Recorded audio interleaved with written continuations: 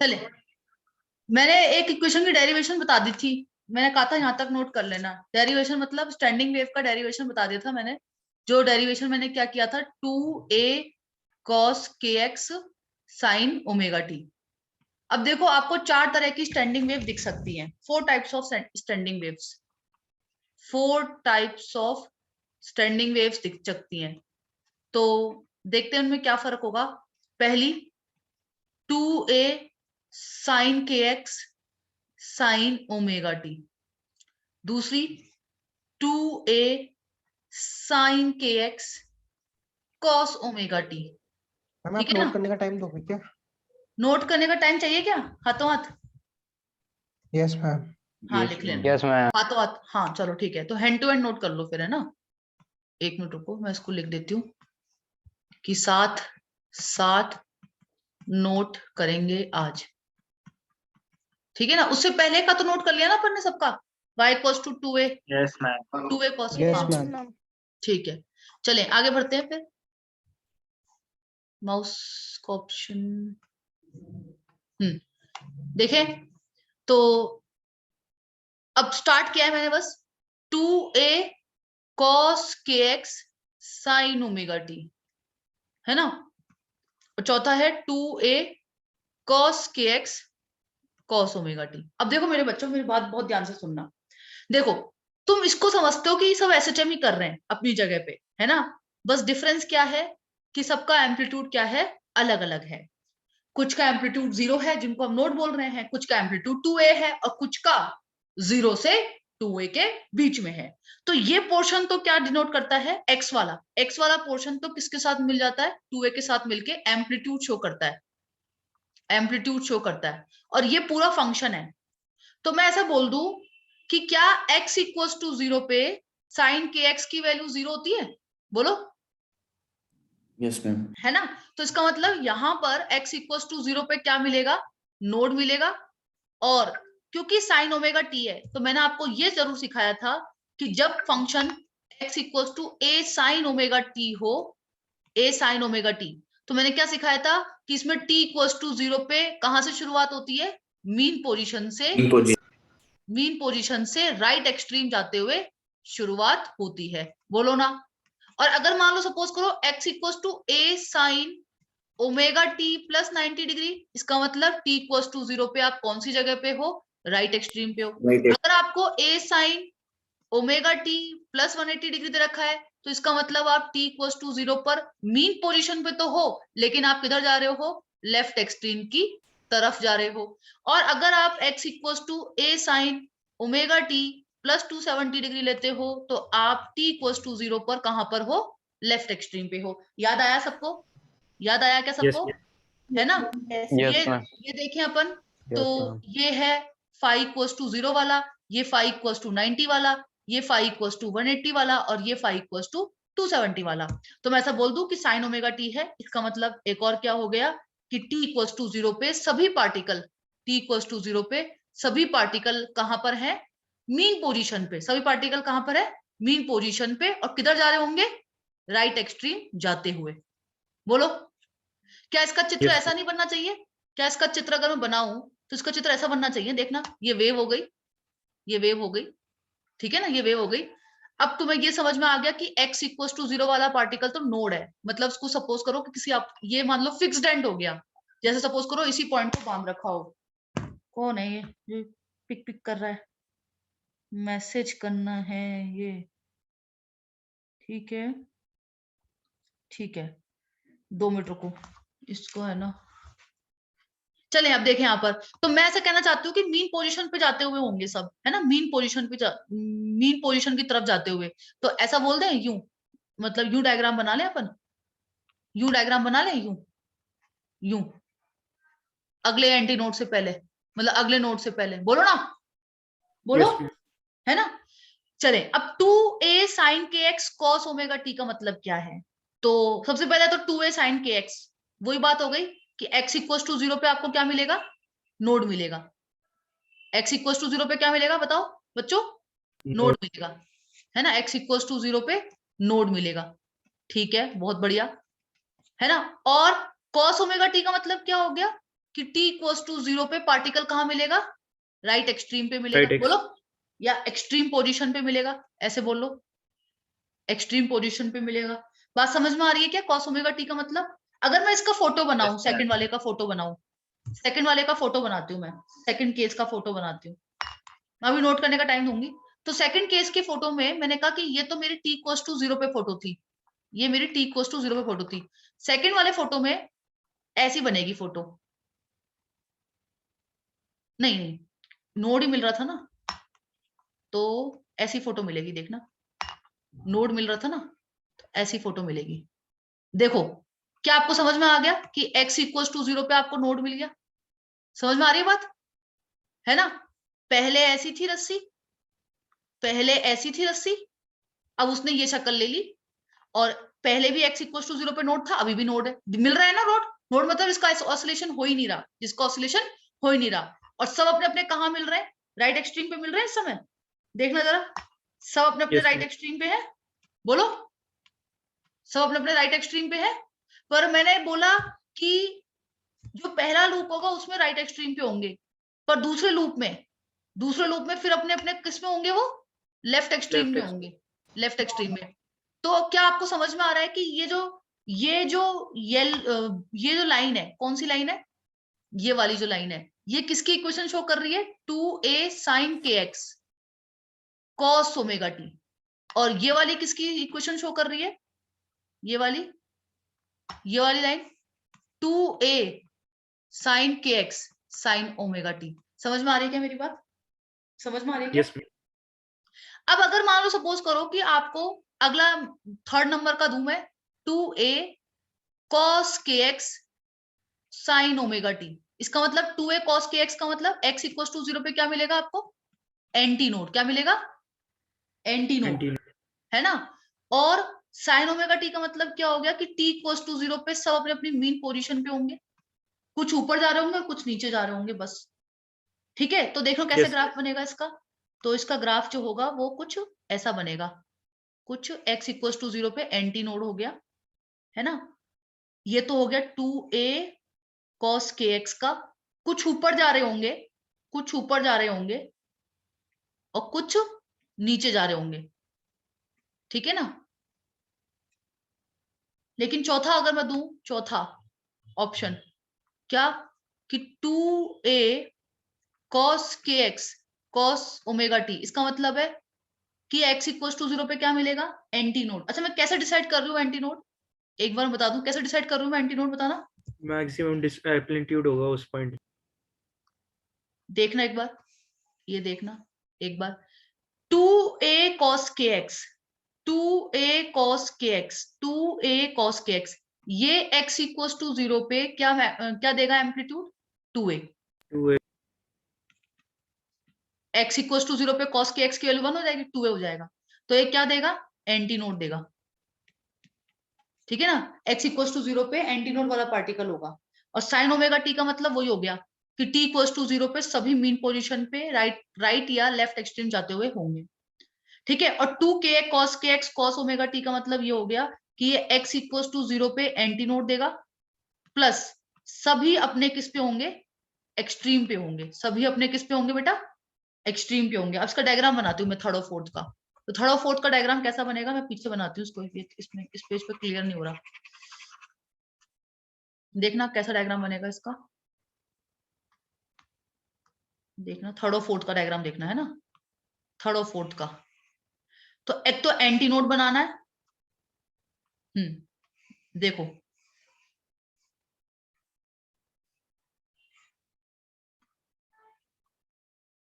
और एक बनाना है अपन को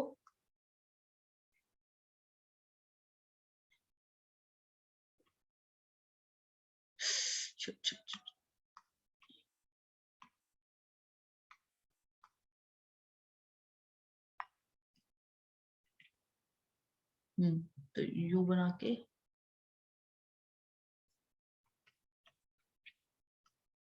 देखो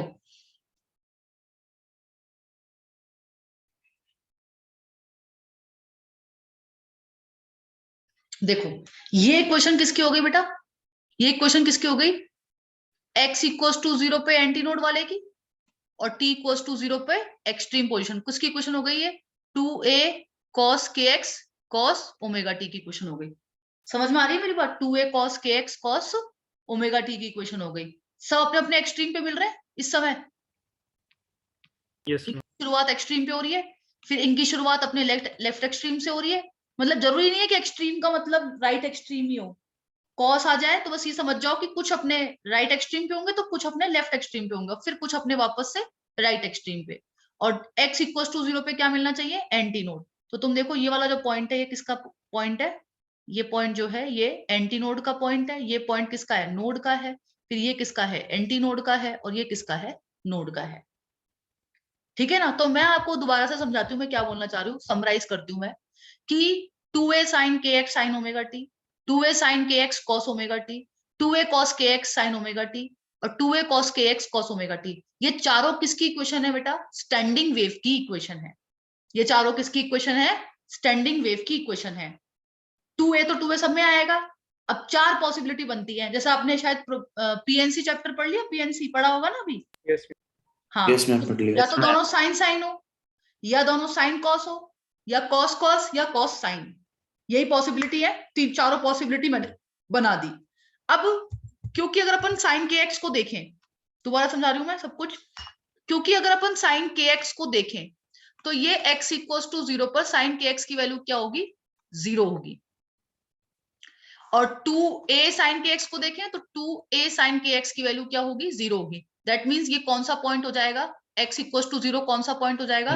नोड वाला पॉइंट हो जाएगा।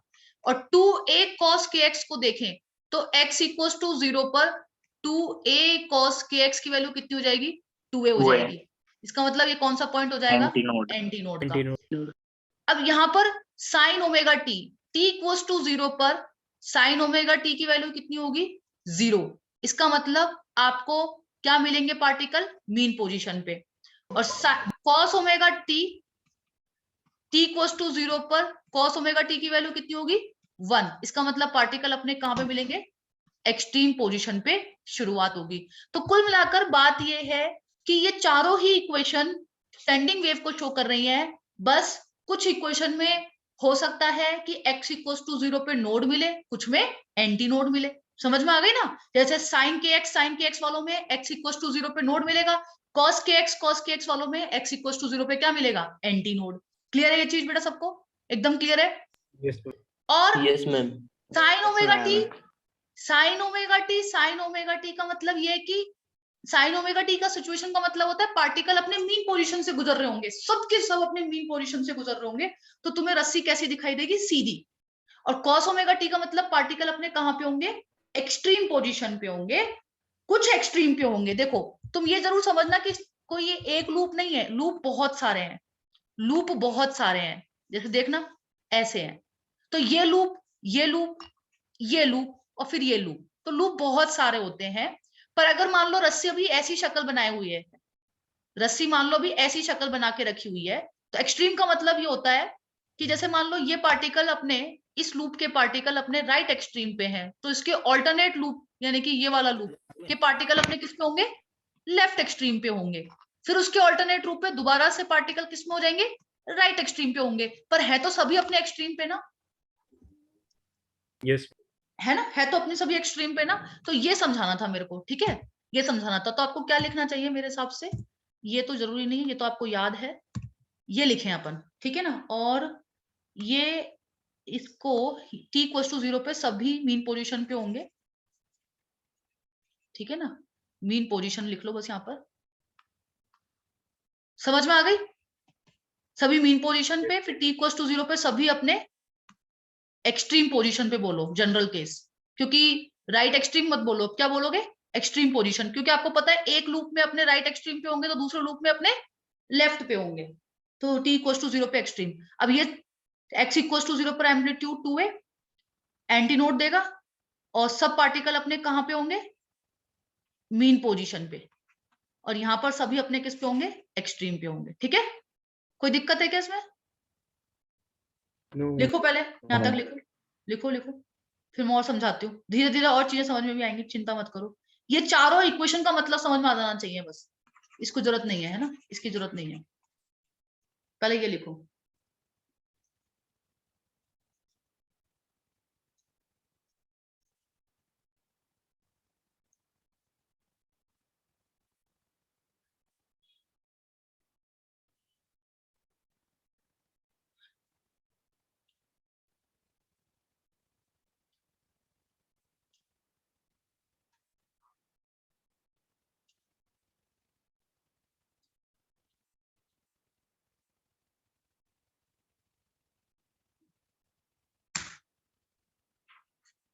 किसी को दोबारा समझाना है कोई सा पार्ट इसमें चारों ऑप्शंस में?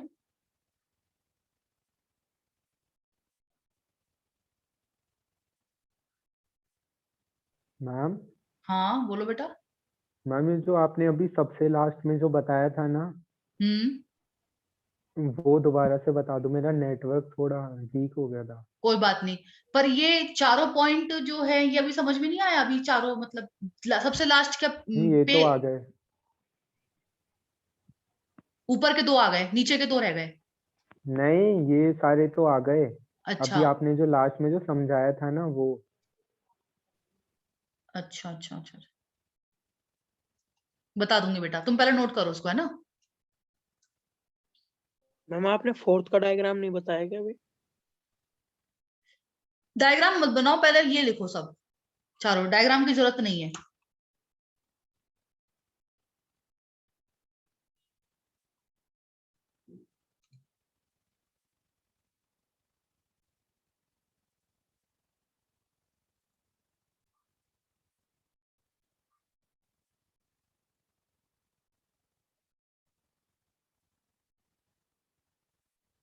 लिख लिया सबने? आगे बढ़ो। Yes, ma'am. Yes ma'am. है ना। कुल मिलाकर क्या सीखा? साइन के एक्स का मतलब x इक्वल टू 0 पे नोड, कॉस के एक्स का मतलब x इक्वल टू 0 पे anti node, sign omega T का मतलब सभी अपने मीन पोजीशन पे हैं, कॉस ओमेगा टी का मतलब सब अपने एक्सट्रीम पोजीशन पे। तो चलो फोटो बनाते हैं, फोटो बनाते हैं, ठीक है ना। तो मैंने वैसे डायग्राम तो बना दिया, देखो तुम्हें दिखना चाहिए कि ये डायग्राम जो है, ये रेड वाला, इसमें वेव 1 है, मतलब ये जो है ये वेव 1 है, फिर ये 2 है, 2 वाली, फिर ये थर्ड वाली है, ये थर्ड वाली है, और ये किसकी है?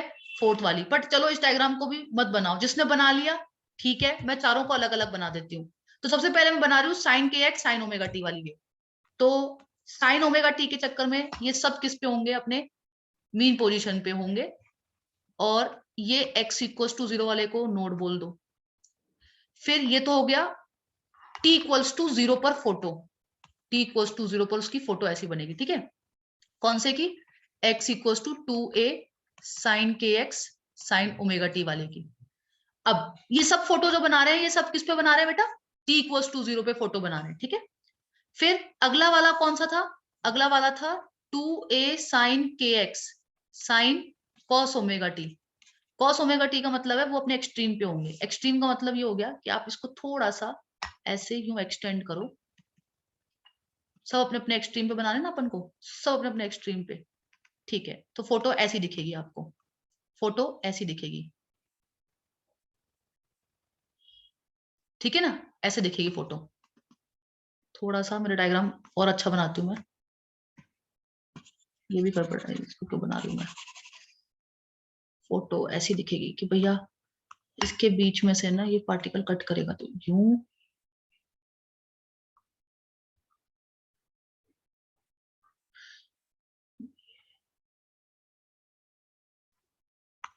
बिना उसके नहीं बनेगी डायग्राम। एक मिनट रुको, पहले तो मैं मीडिया कर लाइन बनाती हूँ।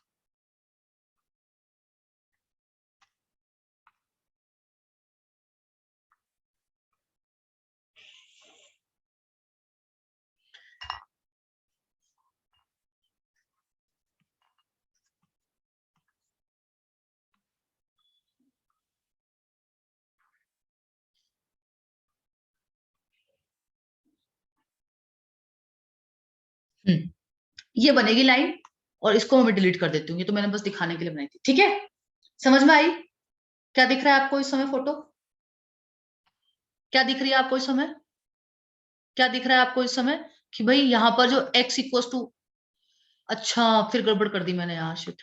x इक्वल टू 0 पे एंटी नोड ही रखना था ना, ये साइन के एक्स है ना, साइन के एक्स है, साइन के एक्स का मतलब क्या हो गया, x इक्वल टू 0 पे नोड रखना था, और नोड का डिस्प्लेसमेंट होता नहीं है, तो नोड का डिस्प्लेसमेंट नहीं होता, तो आप इसका ऐसा ग्राफ बनाओ। सही बनाया क्या? देखना बेटा, x इक्वल टू 0 पे अभी भी क्या मिल रहा है आपको, नोड मिल रहा है ना, ये क्या मिल रहा है आपको, एंटी नोड मिल रहा है, ये फिर से क्या मिल रहा है, नोड, और ये फिर से क्या मिल रहा है आपको, एंटी नोड। ठीक है बेटा, कोई दिक्कत है क्या यहां तक? नो साइन के एक्स कॉस ओमेगा टी। अब अगला क्या है, 2a साइन कॉस के x cos omega t, sorry यार, साइन ओमेगा टी,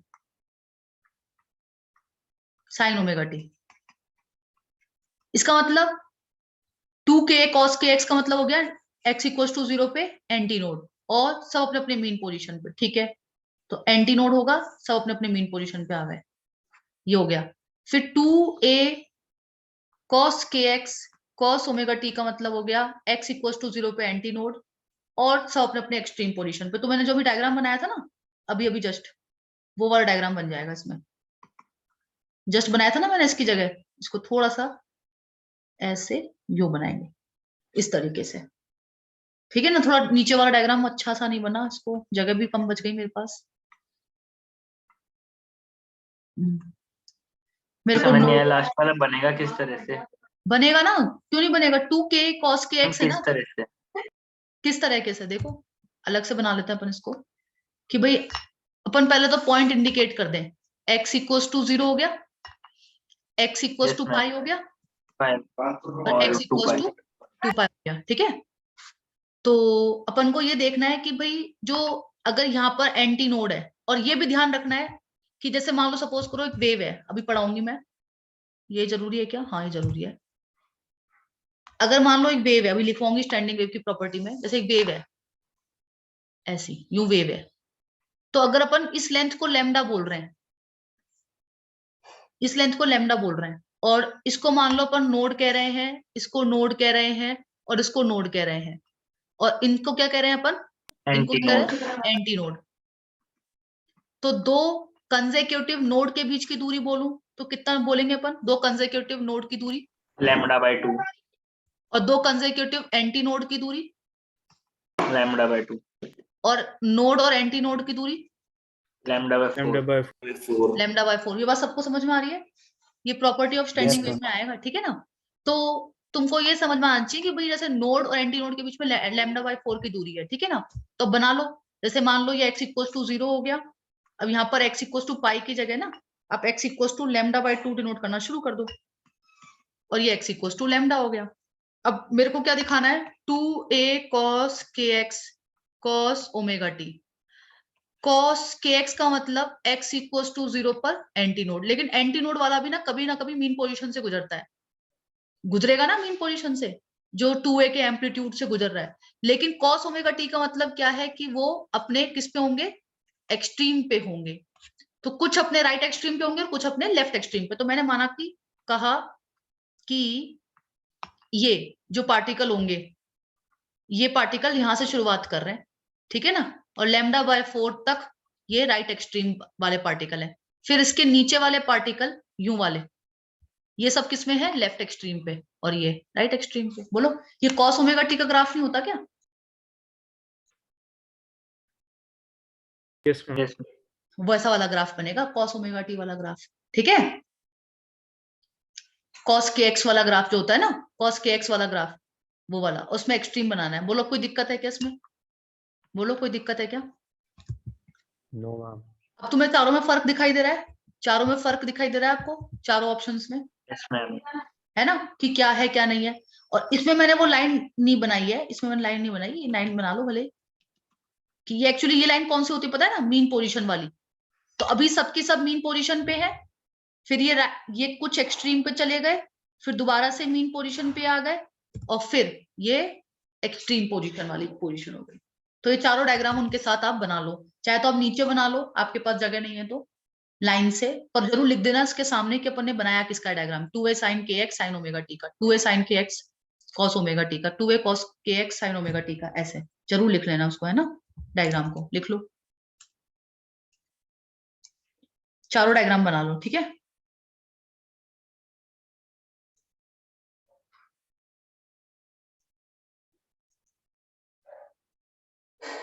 इसका डायग्राम बनाने को नहीं आएगा, इसका डायग्राम बनाने को नहीं आएगा, और ना डायग्राम से इक्वेशन निकालने को आएगा।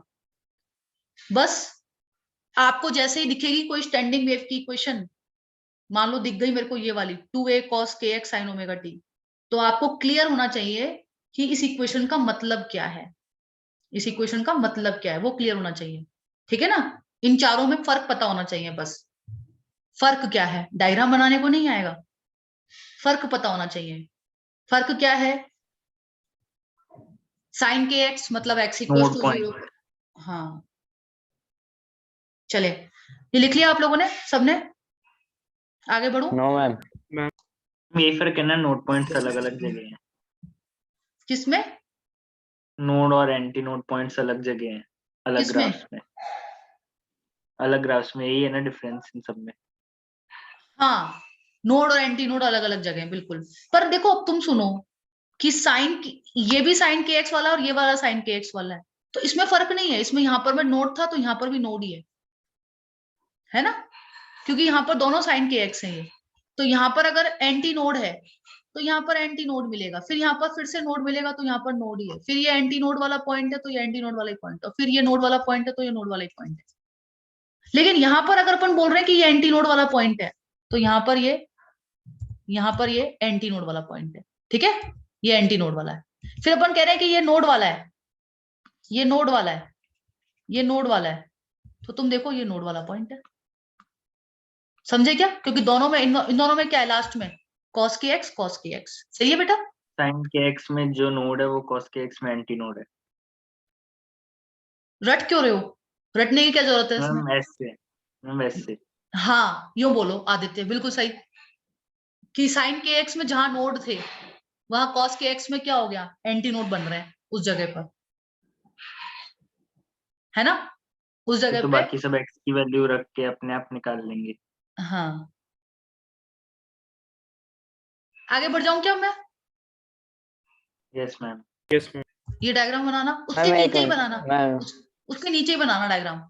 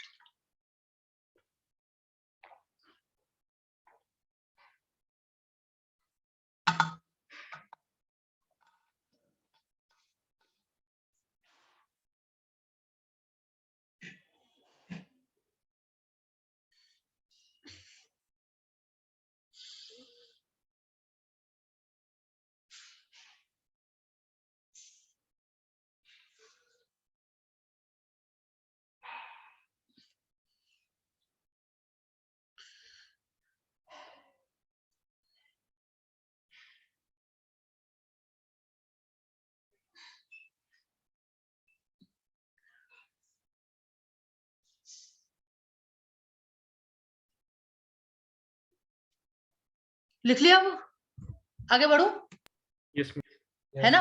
अब ये जो पूरी रामायण लिखी हुई है ना, इसमें आप कंफ्यूज हो जाओगे, क्योंकि तो आप इसमें सिंपल, इसमें बस एक लाइन में लिखो, वैसे तो आपको समझ में आ गया होगा। साइन के एक्स, ये लिखवा दिया क्या मैं, शायद कहीं लिखा है मैंने ये चीज, हाँ, साइन के एक्स का मतलब x इक्वल टू 0 पर नोड, सिंपल एक लाइन लिखो। और cos के एक्स का मतलब x इक्वल टू 0 पर 0 पे एंटी नोड। एंटी नोड, ठीक है, ये लिख लो फटाफट।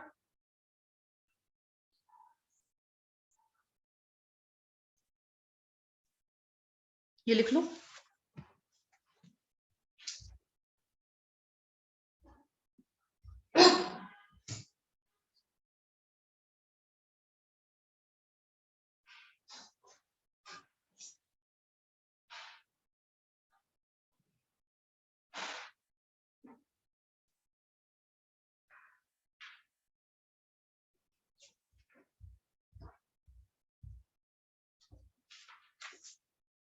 लिख लिया। चले एक चीज और लिखो, साइन ओमेगा टी का मतलब t इक्वल्स टू 0 पर सब अपने किस में मिलेंगे, सभी अपने मीन मीन पोजीशन पे। रूल्स हो गए ना ये।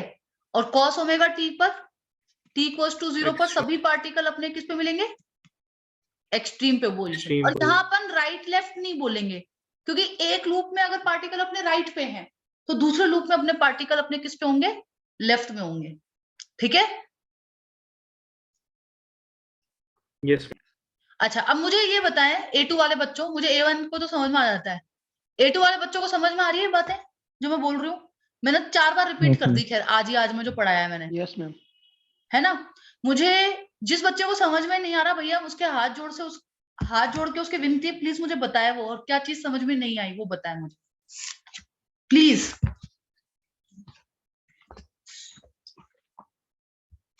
चले अगला पॉइंट लिखे, अगला पॉइंट ये वाला सबसे इंपॉर्टेंट। अब ये है, लिखो प्रॉपर्टीज ऑफ स्टैंडिंग वेव। ठीक है, properties of standing wave, properties of standing wave. अभी थोड़ा सा आपको ऐसा लगेगा कि यार ये चैप्टर थोड़ा सा फील कम आ रही है, लेकिन क्वेश्चन करोगे ना तो बहुत इजी लगेगा। जैसे उसके क्वेश्चन थे ना, वेलोसिटी ऑफ वेव के क्वेश्चन थे, v इक्वल्स टू √t/μ के, वैसे क्वेश्चन है इसके, बिल्कुल इजी इजी। तो प्रॉपर्टीज ऑफ स्टैंडिंग वेव्स में पहली चीज लिखो कि नोड और नोड की दूरी कितनी होती है, λ/2 एंटी नोड की दूरी λ/2 और नोड और एंटी नोड की दूरी λ/4। नोट कर लो, नोट कर लो पहली property.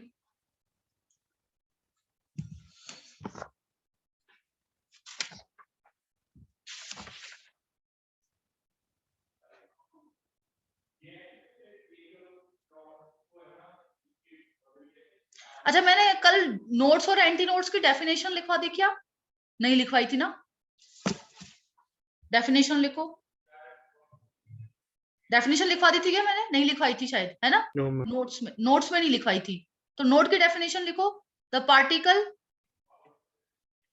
Particles on standing wave who do not oscillate at all, who do not oscillate at all। ये बोलो कि ऑसिलेट ही नहीं करते, या फिर उसको अपन बोले कि जिनका एम्पलीट्यूड क्या होता है, 0 होता है। 0 और दूसरा एंटी नोड, नोड के अलावा सारे पॉइंट, ये सब पॉइंट ऑसिलेट कर रहे हैं, ये सब पॉइंट ऑसिलेट कर रहे हैं, पर इनमें से भी एक पार्टिकल ऐसा है जिसका सबसे ज्यादा ऑसिलेशन हो रहा है। जैसे कुछ बच्चों के मार्क्स 0 आ रहे हैं, पर कुछ बच्चों के मार्क्स आ रहे हैं, पर एक बच्चा ऐसा होगा जिसका मार्क्स सबसे ज्यादा आ रहा है, तो वो कौन हो गया, एंटी नोड। तो ऐसे ही the particle who oscillate with maximum amplitude, who oscillate with maximum amplitude is called what, बोलो, एंटीनोड। और यहां पर उसका एम्पलीट्यूड कितना है बेटा, 2a है। a इक्वल्स टू 2a मत करना। ओ माय गॉड, डिलीट हो गया वो सब कुछ गलती से। क्या करूं अब, कंट्रोल Z से नहीं होता यार, कंट्रोल Z से नहीं आता, मेरे में तो नहीं आता, नहीं आ रहा कंट्रोल Z से। मैम आप वापस बस डेफिनेशन बोल दो एक बार। हम क्या? डेफिनेशन बोल दो। हाँ लिखो Definition बोल डेफिनेशन लिखो कि एंटीनोड की डेफिनेशन लिखो, those particle who oscillate with maximum amplitude, those particle who oscillate with maximum amplitude. ठीक है, those particle who oscillate with maximum amplitude.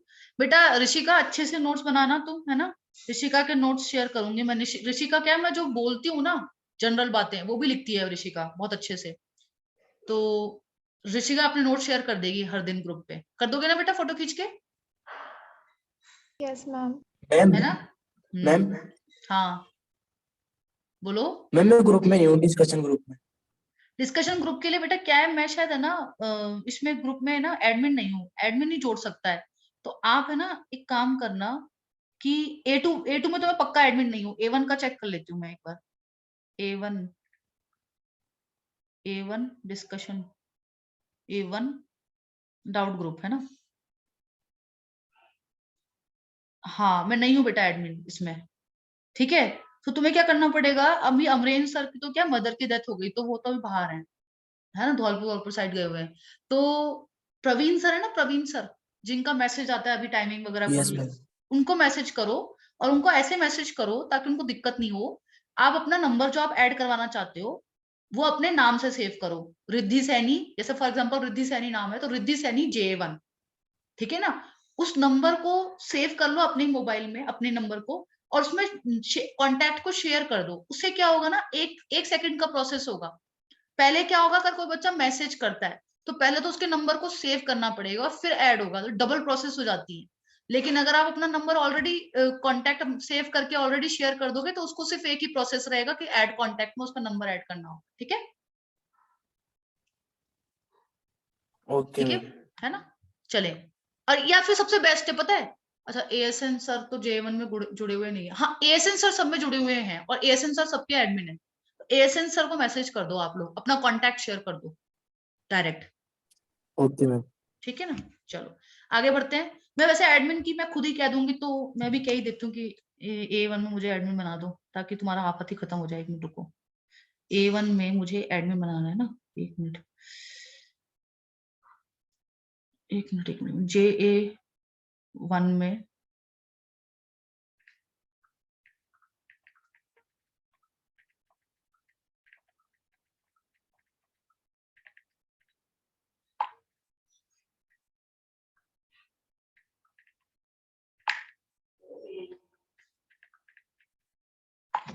चलो आगे बात करते हैं। तो अब मैं क्या सिखा रही थी, हाँ कि नोड और एंटी नोड के अपन ने डेफिनेशन लिख ली, ठीक है। अब क्या आता है, जैसे अब एक क्वेश्चन मैं आपको बताती हूँ। जैसे सपोज करो कि आपको एक क्वेश्चन दिया जाए 2a साइन 2 पाई बाय, नहीं एक minute, 2 pi bye 12 into x into cos pi by 6 into t, ठीक है। तो find the location of nodes and anti nodes करो।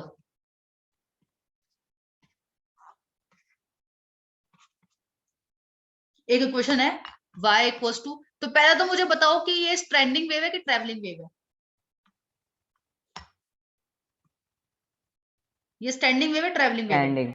स्टैंडिंग वेव है, क्योंकि x अलग फंक्शन में दिखाई दे रहा है ट्रिग्नोमेट्रिक में, और t अलग ट्रिग्नोमेट्रिक फंक्शन में दिखाई दे रहा है। ऐसा तो नहीं है ना कि साइन के अंदर ही x और साइन के अंदर ही t हो। No, no ma'am. मैम।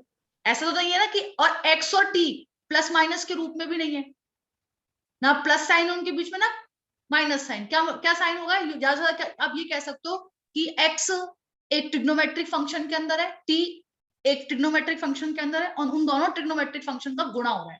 इनके बीच में प्लस माइनस साइन नहीं है। अगर ये फॉर्मेट ऐसा होता कि साइन ओमेगा टी प्लस के एक्स प्लस 5 या ओमेगा टी माइनस के एक्स प्लस 5, तो ये किसका इक्वेशन बन जाता बेटा, ये ट्रैवलिंग वेव की इक्वेशन बन जाती। किसकी इक्वेशन बन जाती, ट्रैवलिंग वेव की। तो हमें अब कभी भी लाइफ में ट्रैवलिंग और स्टैंडिंग वेव की इक्वेशन पहचानने में दिक्कत तो नहीं होगी।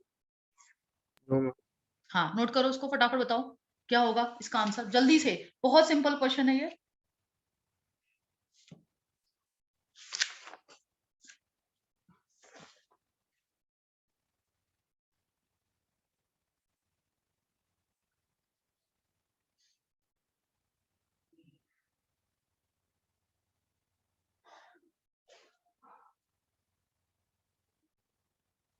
चले मैं बताऊं, सबसे पहले आप क्या करो, आपको x का कोएफिशिएंट दिखाई दे रहा है, इसका मतलब ये k है, और इसका मतलब ये क्या है, ओमेगा है। तो k 2 पाई बाय लैम्डा होता है। तो लैम्डा की वैल्यू कितनी हो गई, यहां से 12 हो गई, Yes, बोलो। ma'am. और आपको पता है कि जब साइन के एक्स होता है तो x इक्वल्स टू 0 पे क्या बनता है, नोड, ठीक है, तो मैं ऐसा बोल दूं कि नोड की लोकेशन सबसे पहले तो मिलेगी x इक्वल टू 0 पे, फिर लैम्डा बाय 4 पे मिलेगा ना, क्योंकि नोड और नोड के बीच की दूरी कितनी होती है, सॉरी सॉरी क्या सिखाई अभी, नोड नोड की दूरी, नोड की दूरी क्या Lambda by सिखाई, लैम्डा बाय 2 वो भी मिट गया क्या, चलो वो भी मिट गया, कोई बात नहीं। लैम्डा बाय 2, तो लैम्डा बाय 2 का मतलब 6 कर दे, 6 कर दे, तो अगला नोड किस पे Yes. मिलेगा, 6 पे, उसका अगला नोड 12 पे, उसका अगला नोड 18 पे, उसका अगला नोड 24 पे। और 24 अगर एंटी नोड की बात करें तो एंटी नोड सबसे पहला किस पे मिलेगा, लैम्डा बाय 4 पे, 3 मतलब 3 पे मिलेगा, समझ गए क्या, तो 3 पे, फिर 3 में 6 जोड़े तो 9, फिर 9 में 6 जोड़े तो 15, फिर 15 में 6 जोड़े तो 21। अब समझ में आ गया क्वेश्चन, अब समझ में आ गया question, 21 and Yes. So on. मतलब इसका डायग्राम बना है तो डायग्राम ऐसा बन जाएगा, डायग्राम अगर इसका ऐसा बना है तो डायग्राम ऐसा बन जाएगा कुछ, कि मान लो ये x इक्वल टू 0, ये 3, ये 6, ये 9, ये 15, ये 21, ये 24, ये 27 और ये 30, आ रहा है ना सही। देखो 0 6 15 पे मिल रहे हैं नोड, 0 6 12, सॉरी उल्टा कर दिया, 3 6 9 12 रह गया था बीच में, 12 12 रह गया, हाँ, तो ये हो गया अपना 12, ये हो गया 15, ये हो गया 18, ये हो गया 21 और ये हो गया 24। अब सही है ना, सही है बेटा। Yes. तो यहाँ पर Yes, क्या ma'am. मिल रहा है अपन को, node node node node node, तो देखो 0 6 12 18 24, सही है ना, तो ये है इसका मतलब, ठीक है, कोई दिक्कत तो नहीं आएगी। अच्छा, फाइंड द वेव वेलोसिटी, अगर मैं इसमें वेव वेलोसिटी पूछूं तो फटाफट निकालना चला, वेव वेलोसिटी, वेव वेलोसिटी निकालो फटाफट।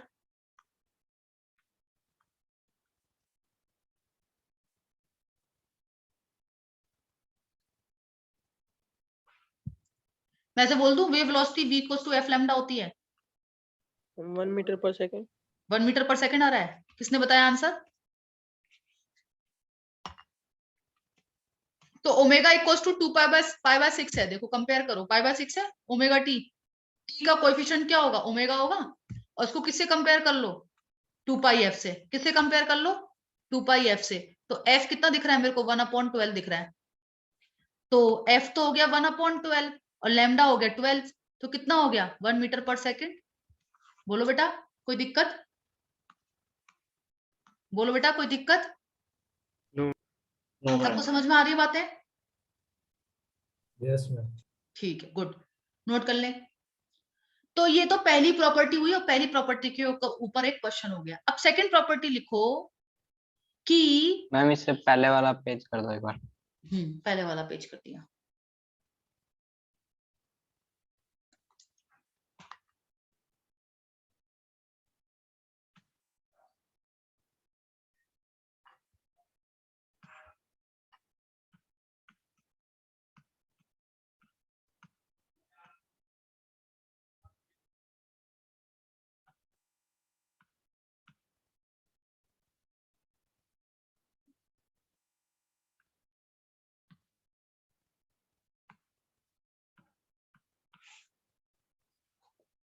चले आगे बढ़े बेटा। Yes, ma'am. अब देखो सेकंड प्रॉपर्टी देखते हैं अपन, है ना, सेकंड प्रॉपर्टी देखते हैं, सेकंड प्रॉपर्टी देखते हैं, ठीक है, सेकंड प्रॉपर्टी। अब देखो तुम्हें गौर से फरमाना कि y equals to 2a sine kx cos omega t, cos omega t, मैं ये कह रही हूं कि स्टैंडिंग वेव की क्या प्रॉपर्टी होती है, कि जो भी पार्टिकल ऑसिलेट कर रहे हैं they oscillate with same omega, same omega मतलब same time period, so all particle, second property लिख रही हूं मैं, perform SHM, all particle perform SHM with different amplitude, different amplitude,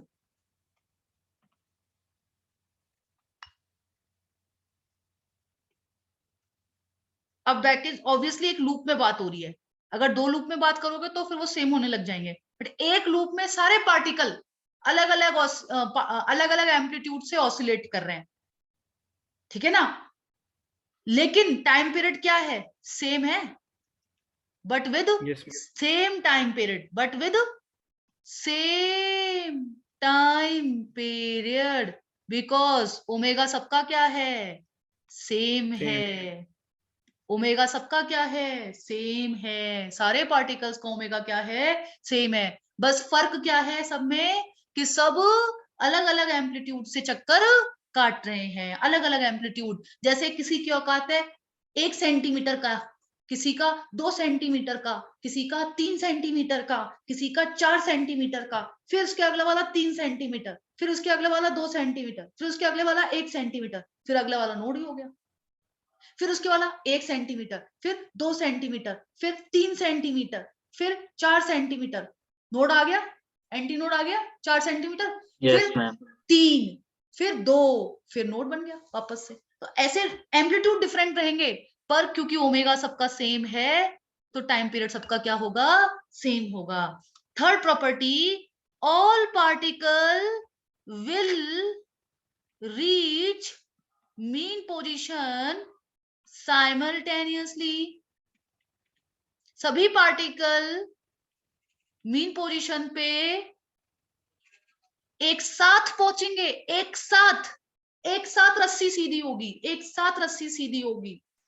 standing wave और ट्रैवलिंग वेव में यही फर्क है, स्टैंडिंग वेव और ट्रैवलिंग वेव में यही फर्क है।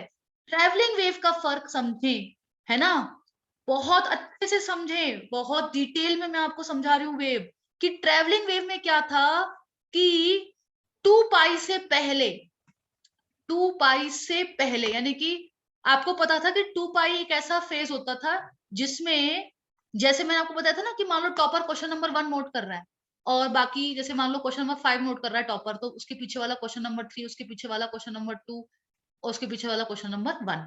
फिर टॉपर क्वेश्चन नंबर 5 करने के बाद ना उसने एक बार सब क्वेश्चन कर लिए, 1 2 3 4 5 एक एक बार नोट कर लिया। अब जैसे बचपन में मैडम क्वेश्चन देती थी कि यार 1 से 5 तक है ना 10 बार करके लेके आना, तो वो दूसरा सेट नोट करने जा रहा है, दूसरा सेट। तो फिर ये क्वेश्चन नंबर 5 नोट कर रहा होगा पहले सेट का, ये चौथा, ये तीसरा, ये दूसरा, और ये क्वेश्चन नंबर 1। तो ये पार्टिकल और ये पार्टिकल सेम फेज में आ गए ना, बस फर्क इतना है कि ये दूसरी बार नोट कर रहा है और ये पहली बार नोट कर रहा है। समझ गए क्या मेरी बात, मैं क्या कहना चाह रही हूँ। तो उससे Yes, पहले, उससे पहले ना, उससे पहले मतलब इस पार्टिकल से पहले हर पार्टिकल की सिचुएशन अलग अलग है। कोई अपने राइट एक्सट्रीम पे है, तो कोई अपने लेफ्ट एक्सट्रीम पे है, तो कोई अपने मीन पोजीशन से गुजर रहा है ट्रैवलिंग वेव में। जबकि स्टैंडिंग वेव में सब एक साथ राइट एक्सट्रीम पे पहुंचेंगे, नहीं, सब एक साथ एक्सट्रीम पे पहुंचेंगे। क्योंकि एक्सट्रीम क्यों, क्योंकि इधर वाले लूप वाले राइट एक्सट्रीम की तरफ जा रहे हैं, तो इधर वाले लूप वाले लेफ्ट एक्सट्रीम की तरफ जाएंगे। तो सब एक साथ एक्सट्रीम पे पहुंच रहे हैं, फिर सब एक साथ मीन पोजीशन पे आ रहे हैं, फिर सब एक साथ ऊपर जा रहे हैं एक्सट्रीम पे, फिर एक साथ मीन पोजीशन पे आ रहे हैं, फिर एक साथ एक्सट्रीम पे, फिर एक साथ मीन पोजीशन पे, फिर एक साथ एक्सट्रीम पोजीशन पे, फिर एक साथ मीन पोजीशन पे, फिर एक साथ एक्सट्रीम पोजीशन पे। ये स्टैंडिंग वेव है, ये स्टैंडिंग वेव है। जबकि ट्रैवलिंग वेव में कोई मीन पोजीशन से ऊपर जा रहा है, कोई नीचे जा रहा है। देखो आप, मैं आपको समझाती हूँ। मैंने एक डायग्राम बनाया था ट्रैवलिंग वेव में, एक डायग्राम बनाया था ट्रैवलिंग वेव में, देखना जरा। एक डायग्राम बनाया था, ऐसा कुछ, ऐसा कुछ डायग्राम बनाया था, ऐसा कुछ डायग्राम बनाया था मैंने, बोलो याद आ रहा है क्या Yes, ma'am. सबको। तो इसमें क्या था, ये पार्टिकल नीचे जा रहे हैं, ये पार्टिकल नीचे जा रहे हैं, ये पार्टिकल ऊपर जा रहे हैं। अब तुम देखो, मेरे को बताओ कि इस पार्टिकल की हालत देखो, इन पार्टिकल्स को पूछो, ये ना तो राइट एक्सट्रीम पे है, ना ये मीन पोजीशन पे है कहीं बीच में, फिर ये भी कहीं बीच में, और ये ऊपर जा रहे हैं। तो मुझे बताओ कि ये साथ साथ कैसे पहुंचेंगे, नहीं पहुंचेंगे ना ये साथ साथ। फिर और आगे बनाओ, थोड़ा सा और अगला स्नैपशॉट लो, तो इसकी और अलग सिचुएशन है।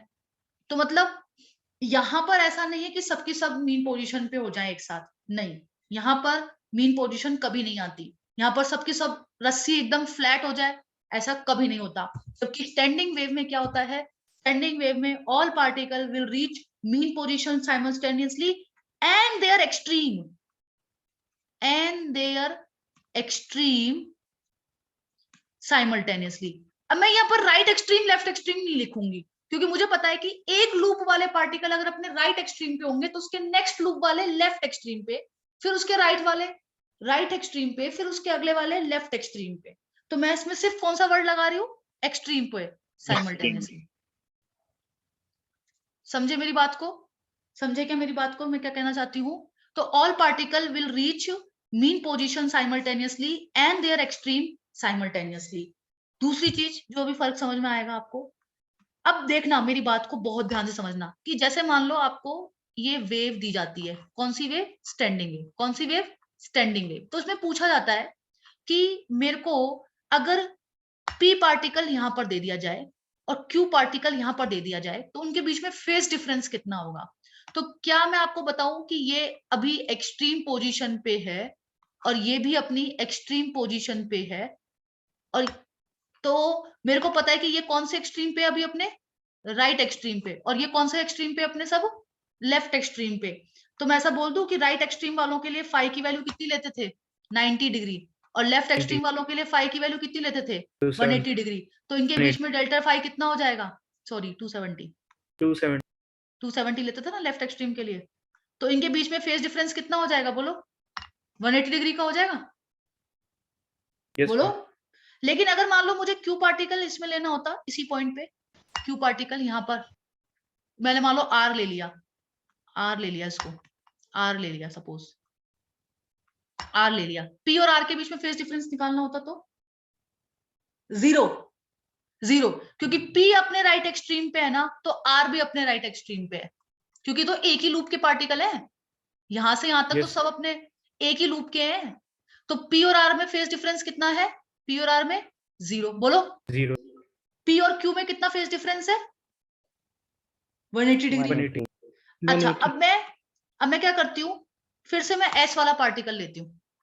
पी और एस में कितना फेज डिफरेंस होगा? चलो बताओ, पी और एस में 0 डिग्री। अगेन मेरे को पता है कि इस लूप के पार्टिकल सब राइट एक्सट्रीम पे, इस लूप के सब पार्टिकल राइट एक्सट्रीम पे हैं, इस लूप के सब पार्टिकल किस पे है? लेफ्ट एक्सट्रीम पे है, और इस लूप के पार्टिकल सबके सब लेफ्ट एक्सट्रीम पे है। समझ में आ रही है? तो स्टैंडिंग वेव में फेज डिफरेंस या तो 0 डिग्री मिलेगा या क्या मिलेगा? 180 डिग्री। यहां पर 30 डिग्री, 60 डिग्री, 90 डिग्री के फेज डिफरेंस नहीं मिलते। यहां पर अगर सेम लूप में होंगे या ऑल्टरनेट लूप में होंगे, देखो पी और आर किस में है? सेम लूप में, और पी और एस किस में है? ऑल्टरनेट लूप में, एक छोड़ के। तो उनके बीच में फेज डिफरेंस कितना मिलेगा? बोलो फेज डिफरेंस कितना मिलेगा? 0 डिग्री। 0। और अगर दो पार्टिकल कंसेक्यूटिव लूप में होंगे, जैसे पी और क्यू, कंसेक्यूटिव का मतलब हो गया ना जस्ट नेक्स्ट वाला, तो पी और क्यू, तो आपको पता है एक अपने राइट पे होगा तो दूसरा लूप अपने किस पे होंगे? लेफ्ट में होंगे, लेफ्ट है ना? तो क्या फेज डिफरेंस मिलेगा? 180 डिग्री। 180 डिग्री। 180 डिग्री। समझ में आ रही है मेरी बात? तो अब बच्चा ये पूछ सकता है कि मैम जब ये सब अपने मीन पोजीशन से गुजरेंगे, मैम जब ये सब अपने अपने मीन पोजीशन से गुजरेंगे ना, जब अपने सब अपने मीन पोजीशन से गुजरेंगे ना, तो सबके सब मीन पोजीशन पे आ गए, सबके सब मैडम, सबके सब आ गए मीन पोजीशन पे, सबके सब मीन पोजीशन पे आ गए। तब फेज डिफरेंस क्या बोलेंगे? तो मैंने कहा बेटा कि एक लूप के पार्टिकल अगर ऊपर जा रहे होंगे तो उसके नेक्स्ट लूप के पार्टिकल किधर जा रहे होंगे? नीचे जा रहे होंगे, अपने लेफ्ट एक्सट्रीम की तरफ। तो तुम्हें पता है कि जब मीन पोजीशन से तुम ऊपर जाते हो तो तुम फाई क्या लेते हो? 0 डिग्री। और इनके लिए फाई क्या लोगे? 180 डिग्री। तो फिर से अगर तुम सेम लूप में लोगे दो पार्टिकल, इसमें ले लिया पी और इसमें ले लिया क्यू, तो पी क्यू के बीच में फेज डिफरेंस क्या होगा? 0। लेकिन तुमने अगर पी लिया और आर लिया तो उसके बीच में फेज डिफरेंस कितना हो जाएगा? 180 डिग्री। लेकिन तुमने अगर एस ले लिया तो फिर से फेज डिफरेंस कितना हो जाएगा? 0, क्योंकि ये पार्टिकल फिर से किधर जाएंगे? ऊपर जाएंगे। अब समझ में आने लगी चीजें? समझ में आने लगी चीजें? बोलो कोई दिक्कत? तो लिखो चौथा पॉइंट इसके बाद।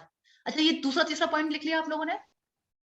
तीसरा नहीं, लिख हाँ, लिख लो मैं 2 मिनट का समय दे रही हूँ, 1 मिनट का। जिसने दूसरा और तीसरा पॉइंट नहीं लिखा है वो लिख लो, 2 minute.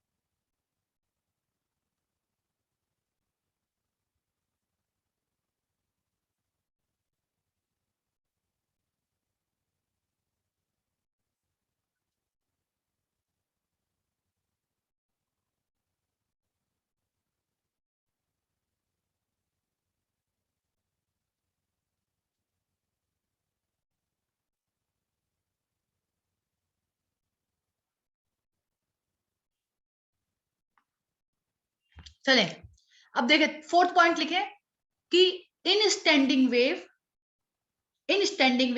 The phase difference between any two particle. चौथा पॉइंट लिखें सबसे पहले डायग्राम बनाने से पहले। इन standing wave the phase difference between any two particles, in standing waves the phase difference between any two particle will be either 0 degree between any two particles. In standing wave the phase difference between any two particles will be either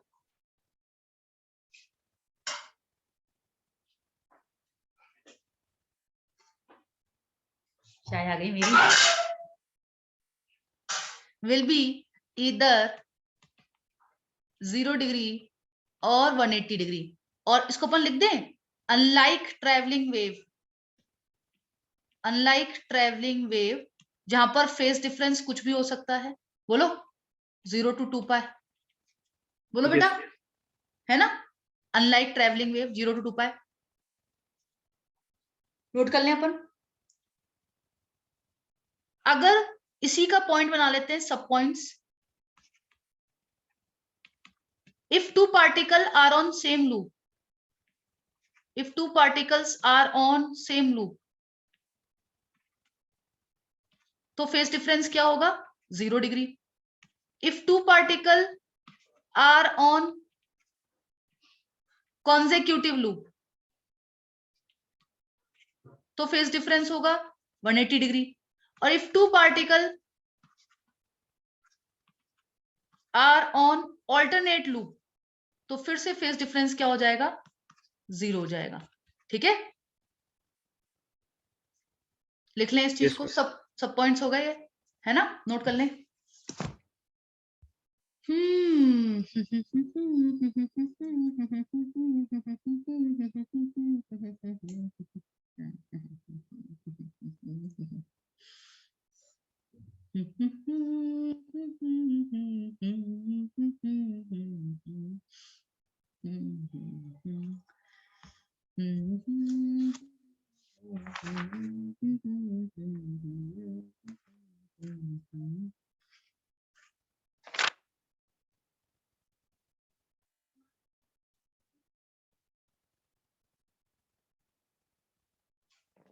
अच्छा, अब जो particle mean position से गुजर रहे थे, जैसे इस diagram में मैंने आपको बताया था, इस डायग्राम से, क्या आपको समझ में आ रहा है कि ये सबकी वीमैक्स कितनी होगी? सबकी वीमैक्स कितनी होगी? ए ओमेगा। ओमेगा तो सबका सेम है। ओमेगा तो क्या है बेटा, बोलो? सबका सेम है, लेकिन एम्पलीट्यूड तो सबका डिफरेंट है। Yes ma'am. Yes ma'am. तुम देखो, जो एंटी नोड वाला होगा वो सबसे ज्यादा वेलोसिटी से गुजरेगा मेन पोजीशन, और नोड वाला तो उसके पास तो कोई वेलोसिटी नहीं है। नोड वाले पॉइंट्स होंगे उनके पास तो कोई वेलोसिटी नहीं है। तो अपन ऐसा बोल सकते हैं क्या? All particle will reach mean position with different velocities, लगा सकते हैं यहां पर, with different velocities, with different velocities, ये वर्ड लगा सकते हैं यहां पर इसी पॉइंट में। बोलो यस मैम। और Yes, अपन ma'am. ये भी लिख सकते हैं इसका हिंट कि मीन पोजीशन पे मीन पोजीशन पे जो वेलोसिटी होती है सबकी वी मैक्स होती है, वो ओमेगा होती है, मतलब सबकी है तो मैक्सिमम, पर खुद की मैक्सिमम है। जैसे मेरा मैक्सिमम 2 रुपए, तेरा मैक्सिमम 3 रुपए, उसका मैक्सिमम 4 रुपए, उसका मैक्सिमम 5 रुपए, किसी का मैक्सिमम 0 रुपए। बोलो, तो ये तो सेम है सबका, पर एम्पलीट्यूड सबका क्या है, डिफरेंट है। एम्पलीट्यूड डिफरेंट होने की वजह से सबकी वेलोसिटीज क्या हो गई, अलग अलग हो गई। ठीक है बेटा, कोई दिक्कत इसमें, कोई दिक्कत? ठीक है, ठीक है। तो अब मेरे को ये डायग्राम बनाने की जरूरत है, उस पॉइंट के नीचे लिख लो, भले चौथे पॉइंट के नीचे। अगर किसी को डायग्राम बनाना है तो बना ले, ये वाला डायग्राम किसी को बनाना है तो बना ले, और दिमाग लगा के, है ना। मैंने तो रैंडम चीजें लिख दी हैं, लेकिन आप समझ समझ के लिखो कि आप क्या लिख रहे हो।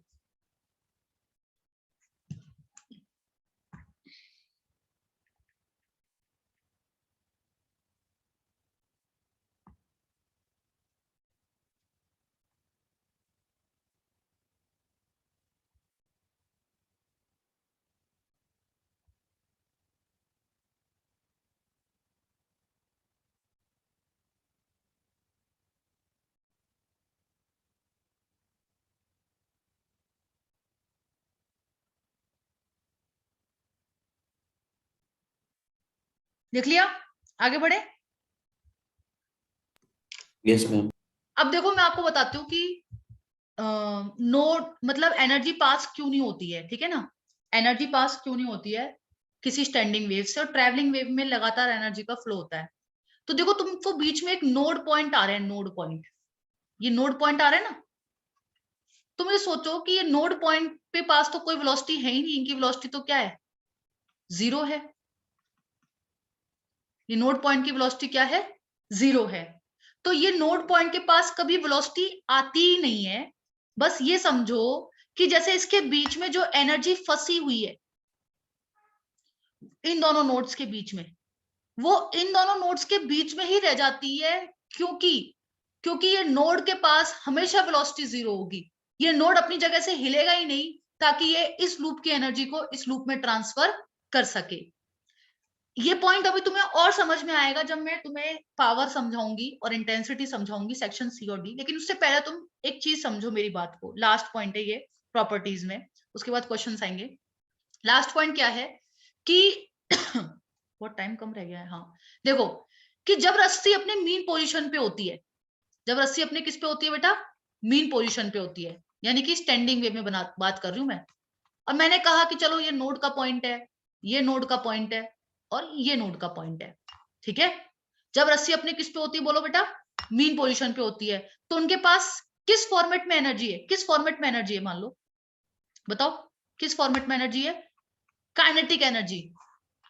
काइनेटिक एनर्जी बोल सकते हैं अपन, बोलो यस मैम। है ना। देखो मैंने एक रस्सी को दोनों एंड पे फिक्स कर दिया। दोनों एंड पे फिक्स करने का मतलब क्या तुमको समझ में आ रहा है कि ये भी नोड है और ये भी नोड है, क्योंकि जिस एंड पे आपने तार बांध दिया, रस्सी से बांध दिया, वो पॉइंट थोड़ा ना ऑसिलेट करेगा, वो पॉइंट तो मूव ही नहीं कर सकता। बोलो, तो ये भी पॉइंट किसकी तरह बिहेव करेगा, नोड की तरह, और वो पॉइंट भी किसकी तरह बिहेव करेगा, नोड की तरह। ये पॉइंट भी नोड की तरह बिहेव करेगा, और ये पॉइंट भी किसकी तरह बिहेव करेगा, नोड की तरह। मान लो मैंने कहा कि बीच में कोई नोड बन रहा है, तो ये मान लो सपोज करो कि ये तुम्हारी रस्सी हो गई। थोड़ी देर बाद रस्सी अपनी ऐसी शक्ल लेगी, ठीक है, वो बात ठीक है। लेकिन जब अपने मीन पोजीशन पे है, तो मैं आपको ऐसा बोल दूं कि सब रस्सी के पास, सबके पास अपनी वेलोसिटी है। जैसे ये मान लो ऊपर रख रहे हैं वेलोसिटी, और बीच वाले के पास सबसे ज्यादा वेलोसिटी होगी, ठीक है। फिर ऐसे ही ये नीचे जा रहे होंगे, ये बीच वाले के पास सबसे ज्यादा वेलोसिटी होगी। तो मैं ऐसा बोल दूं क्या, इस टाइम पे काइनेटिक एनर्जी क्या होगी, मैक्सिमम होगी। बोलो, बोल सकते हैं क्या Yes, kinetic yes, energy maximum, yes ठीक है। मैम। और मैं ऐसा बोल दूं कि रस्सी की लेंथ L है, और नोड से नोड के बीच की दूरी भी L है। मान लो मैंने कहा कि दोनों एंड है, तो दोनों एंड्स के बीच की दूरी भी L है, और रस्सी की लेंथ भी कितनी है, L है। तो मैं ऐसा बोल सकती हूँ कि रस्सी ना तो खिंची हुई ना दबी हुई, तो पोटेंशियल एनर्जी इस पॉइंट पे क्या है, 0 है। समझ में आई, कौन से पॉइंट पे, जब रस्सी अपनी मीन पोजीशन से गुजर रही है। काइनेटिक एनर्जी मैक्सिमम है और पोटेंशियल एनर्जी 0 है, यानी कि मिनिमम है। समझ में आ रही है मेरी बात, क्योंकि रस्सी की Yes, लेंथ yes, भी L है, और नोड से नोड के बीच की दूरी भी कितनी है, L है। पर जब रस्सी ये वाली शक्ल लेगी, देखो अब ये एंड फिक्स है, सुनना, ये एंड फिक्स है, ये एंड अपनी जगह से हिला नहीं, ये एंड अपनी जगह से हिला नहीं, और रस्सी ने अपनी ऐसी शेप ले ली, तो क्या तुम्हें समझ में आता है कि ये रस्सी स्ट्रेच्ड है, स्ट्रेच्ड, खिंची हुई, Yes, ma'am. खिंची हुई Yes, है ma'am. रस्सी।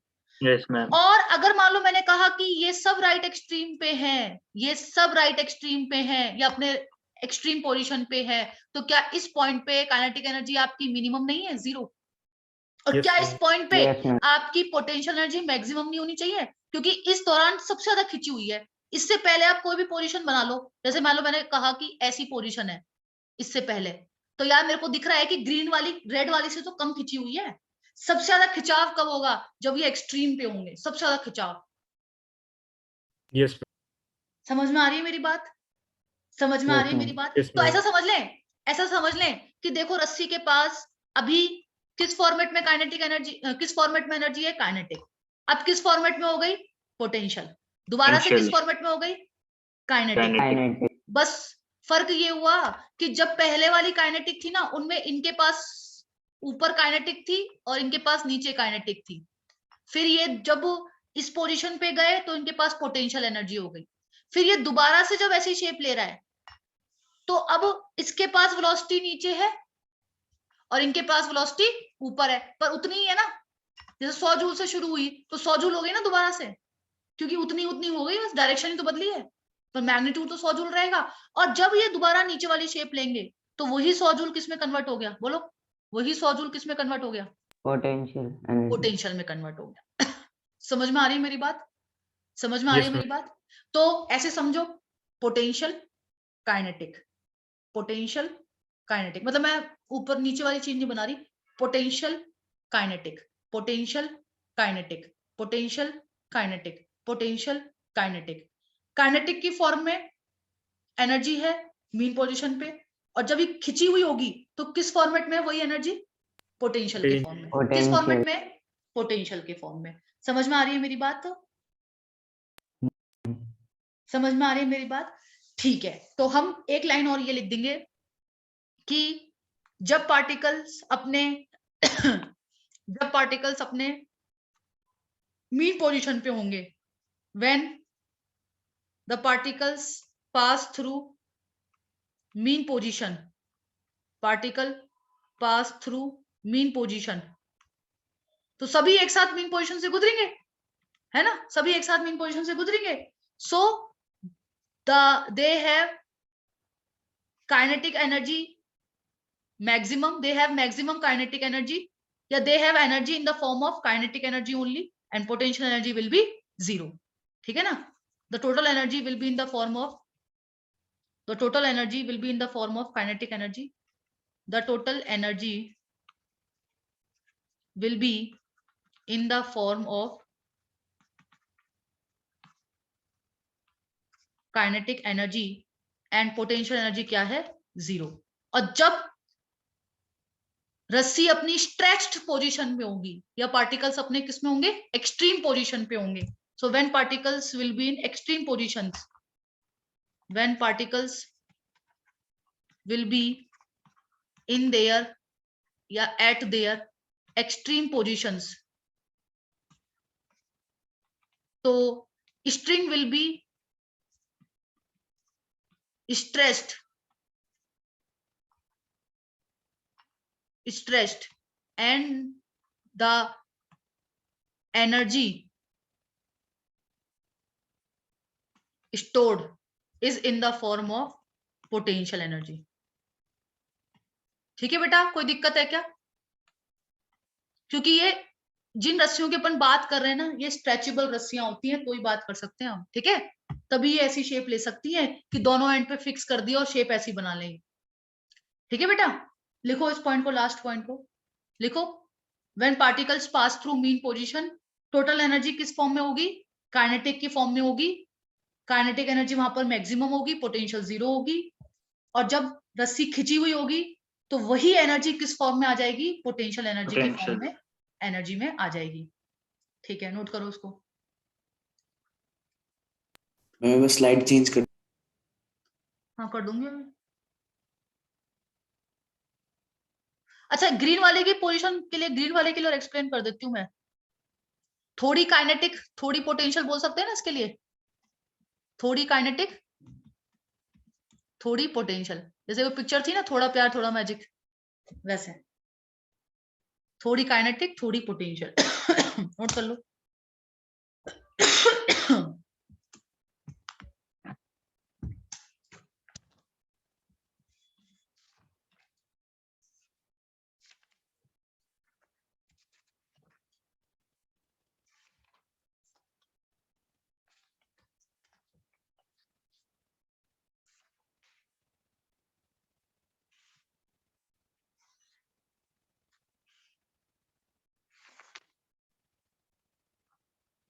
आप है ना एग्जाम्पल नंबर 1 2 3 4 जो अपने कॉपी में एग्जाम्पल है ना बेटा, मतलब शीट में, वो एग्जाम्पल करेंगे 1 2 3 4। ठीक है, ठीक है बच्चों, कर लेंगे। Yes. 5 Yes, ma'am. है ना,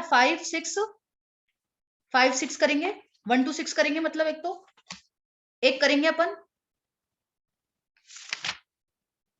12 और 13।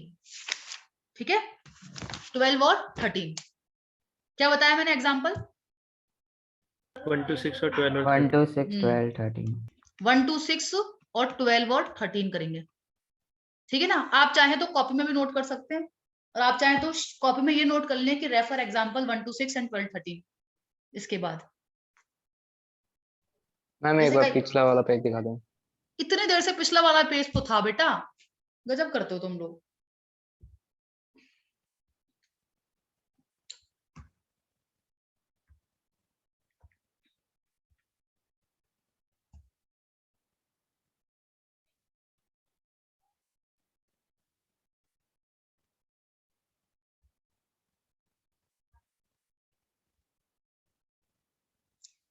थोड़ा थ्योरी समझाने में इसमें टाइम लगता है काफी ज्यादा।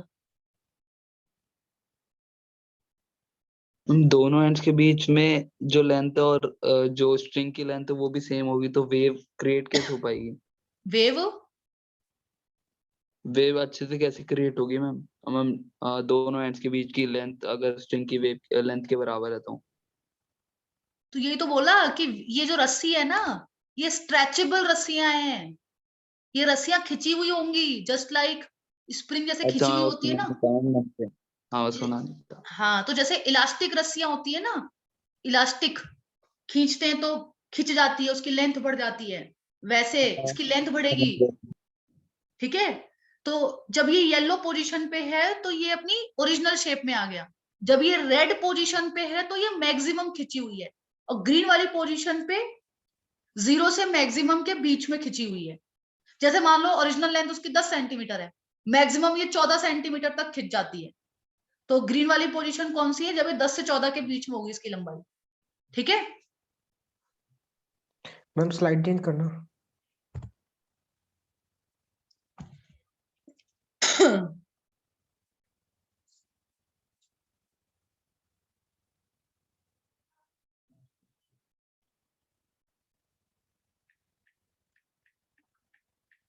मैम कितना और बच रहा है ये चैप्टर? क्यों बोरिंग लग रहा है? बोरिंग लग रहा है? नहीं लगेगा बोरिंग। अब मैम बस पीछे एक से करना। पीछे करोगे? नहीं, अब नहीं कर रही मैं। String fixed at one and, Rishika ने लिख लिया? मैम एक बार वो पीछे का कर दो। नहीं, मैम हाँ इसके ऋषिका फोटो भेज देना आप। मैम एक बार। अच्छा, string fixed at both ends, ठीक है ना, string fixed at both ends. देखो यहाँ पर, अब ये अपने को ये केसेस पढ़ने हैं और यहीं से क्वेश्चन शुरू होते हैं। क्या पढ़ना है? रस्सी जब दोनों एंड पे फिक्स हो और रस्सी जब एक एंड पे फिक्स हो। तो मैं आपको पहले समझाती हूँ इस पे स्लाइड पे, फिर मैं आपको इसका एक वीडियो दिखाऊंगी। तो दोनों एंड पे जब फिक्स होती है रस्सी, जब दोनों एंड पे फिक्स होती है तो देखो रस्सी कैसे ट्रेवल कर सकती है। जैसे देखना, सुनना बहुत ध्यान से, कि मेरे को पता है कि फिक्स्ड एंड का मतलब होता है नोड बनना। बताओ क्यों? क्योंकि यार फिक्स्ड एंड का मतलब ही तो यही हुआ कि आपने रस्सी को बांध दिया ना, ऐसे गांठ लगा दी, तो वो जो सिरा होगा वो पर्टिकल वो घूम सकता है क्या ऐसे ऊपर नीचे ऐसे? नहीं, No, वो ma'am. तो अपनी जगह पे रहेगा। तो वहां पर अपन क्या बोलेंगे कि क्या बनेगा? नोड। और यहाँ पर भी क्या बनेगा? अपना नोड। तो देखो रस्सी के कई तरीके हो सकते हैं, जैसे तुमने वो प्रोफेसर वाला अगर डायग्राम देखा हो तो रस्सी हो सकता है ऐसे ऑसिलेट कर रही हो कि बीच में सिर्फ एक एंटीनोड मिल रहा हो, कभी फोटो ऐसी मिले कभी फोटो ऐसी मिले, समझे ना। तो कभी वो ऐसी शक्ल बना के रखेगा, कभी वो मीन पोजीशन पे आएगा, कभी वो नीचे वाली शक्ल बनाएगा, फिर मीन पोजीशन पे आएगा, फिर ऊपर वाली शक्ल बनाएगा, फिर मीन पोजीशन पे आएगा, फिर नीचे वाली शक्ल बनाएगा। या रस्सी ऐसी हो सकती है कि यहाँ पर नोड बनेगा, यहाँ पर नोड बनेगा, बीच में एक और नोड बन रहा हो, तो देखें कैसी, मतलब दो लूप में कर रही हो, दो लूप में, देखना ऐसे भी झूम सकती है। या ऐसा हो सकता है, या ऐसा हो सकता है कि यहाँ पर नोड, बीच में दो नोड और मिल रहे हैं, बीच में दो नोड और मिल रहे हैं, एक ये नोड मिल गया, एक ये नोड मिल गया, तो ये ऐसे ऐसे और ऐसे, तो यहाँ पर कितना लूप दिखाई दिया बेटा, एक लूप। तो इसे बोलते हैं कि रस्सी किस में मूव कर रही है या रस्सी किस में वाइब्रेट कर रही है, फंडामेंटल फ्रीक्वेंसी में। रस्सी किस में नाच रही है बेटा, फंडामेंटल फ्रीक्वेंसी में, ठीक है ना। कैसे निकालते हैं, तो देखें फंडामेंटल फ्रीक्वेंसी निकालते हैं कैसे, कि जैसे मान लो ये लेंथ नोड टू नोड कितनी दे रखी है आपको, L, और आपको पता है कि नोड से नोड की दूरी कितनी होती है, λ/2। नोड से नोड की दूरी कितनी होती है बेटा, बोलो, λ/2। तो यहां से आपको दिख रहा है क्या कि यहाँ पर λ/2 = L है, यहाँ पर, Yes. तो लैम्डा इक्वल्स टू कितना हो गया यहाँ पर 2L। 2L. तो फ्रीक्वेंसी अपन ऐसे बोल सकते हैं कि V/λ होती है, फ्रीक्वेंसी V/λ होती है। Yes, ma'am. और V क्या सिखाया मैंने आपको, √10 टेंशन बाय म्यू, ठीक है ना। Yes, ma'am. और लैम्डा की वैल्यू अभी कितनी आ गई, 2L आ गई। तो ये हो गई अपनी, जब दोनों एंड पे रस्सी फिक्स होती है और वो एक लूप में वाइब्रेट करे, एक लूप में, तो उसकी फ्रीक्वेंसी कितनी होनी चाहिए, 1/2L √T/μ। अब आपको यहां समझ में आएगा मैं क्या कहना चाहती हूँ। जैसे अपन इस वाले को सॉल्व करते हैं, तो इस वाले में ये दूरी कितनी होनी चाहिए, बोलो, λ/2, और ये दूरी भी कितनी होनी चाहिए, λ/2. टोटल कितना हो गया, लैम्डा और है कितना, नोड के बीच की दूरी कितनी है, L. L। तो लैम्डा किसके बराबर होना चाहिए, L के बराबर, बोलो। Yes, yes ma'am. मैम तो फ्रीक्वेंसी किसके बराबर, V/λ, तो 1/L √T/μ। तो मैं ऐसे बोल दूं कि अगर मैं इसको फंडामेंटल फ्रीक्वेंसी बोल रही हूँ f0, तो ये 2f0 के बराबर आ रहा है, 2f0। Yes, ma'am. तो दो लूप आए तो 2f0 हो गया, ऐसे 3 लूप आएंगे तो 3f0 नहीं हो जाएगा।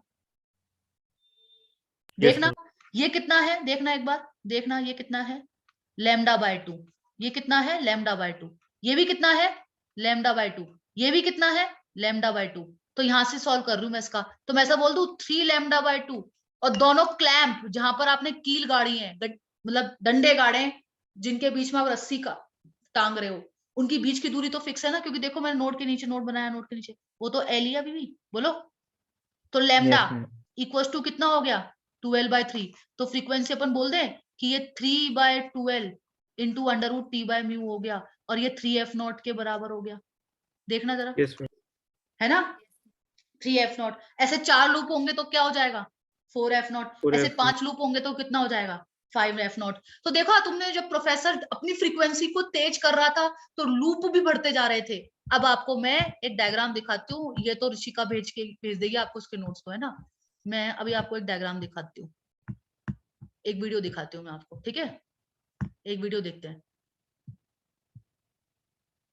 वो क्या था, स्टैंडिंग वेव, स्टैंडिंग वेव, ठीक है ना।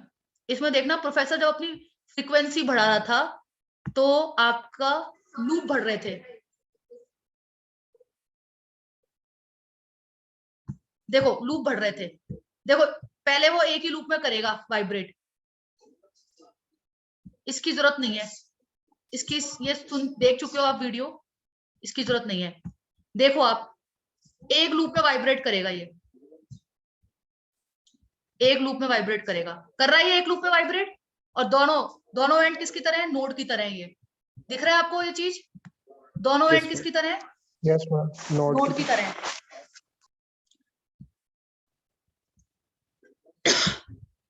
दोनों नोड किसकी तरह है, मतलब जो प्रोफेसर का पॉइंट है यहाँ पर हाथ, और जो रस्सी इसका हाथ है, वो दोनों नोड की तरह बिहेव कर रहे हैं, और ये एक लूप में वाइब्रेट कर रही है। अब जैसे प्रोफेसर ने अपना फ्रीक्वेंसी बढ़ाया, फ्रीक्वेंसी बोले तो अपने हाथ को ऊपर नीचे ले जाने की स्पीड बढ़ाई, उसे हम बोलते हैं कि जैसे पहले मैं मान लो 1 सेकंड में 1 चक्कर काट रही हूँ, अब मैं 1 सेकंड में 2 चक्कर काट रही हूँ, फिर मैं 1 सेकंड में 3 चक्कर काट रही हूँ, तो मेरी फ्रीक्वेंसी बढ़ती जा रही है।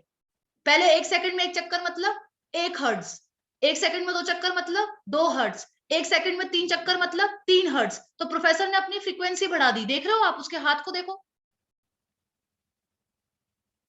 तो लूप Yes, 2 ma'am. हो गए, 2 लूप हो गए उसके, ठीक है, मतलब 2f0 मिलेगी। फ्रीक्वेंसी कितनी होनी चाहिए उस समय उसकी? 2f0। अब देखो प्रोफेसर अपनी फ्रीक्वेंसी बढ़ाएगा, देखो अब देखो अब तो सेट नहीं हो रही, क्योंकि देखो बहुत सेट करना मुश्किल है एकदम से उस हाथ को कि वो 3 हर्ट्ज हो जाए उसकी फ्रीक्वेंसी, जस्ट 3 गुनी हो जाए पहले वाले की। पर देखो सेट करने की कोशिश कर रहा है, देखो हाँ अब हुआ, देखो हो गया, नहीं हुआ अभी भी, अब होगा, नहीं हुआ, हंस रहा है प्रोफेसर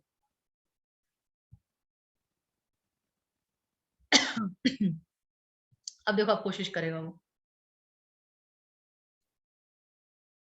दोबारा से, उसने कहा 3 में तो मैं सेट नहीं कर पा रहा, लेकिन मैं ज्यादा में सेट कर देता हूँ, तो भी सेट नहीं हो पा रहा इससे। क्या 3 में दिखाया नहीं था क्या उसने इस डायग्राम में? खत्म ही हो गया वीडियो यार। खैर फ्रीक्वेंसी बढ़ाता जा रहा है वो, इसलिए है ना, तो वो जो लूप है वो भी क्या होते जा रहे हैं, बढ़ते जा रहे हैं। एग्जैक्ट इसलिए नहीं बन पा रहा क्योंकि आप ये देखो कि उसके हाथ को जो ऊपर नीचे ले जाने की जो स्पीड है वो एग्जैक्ट सेट करना मैनुअली पॉसिबल नहीं है। मशीन से हम सेट कर सकते हैं पर मैनुअली सेट करना पॉसिबल नहीं है।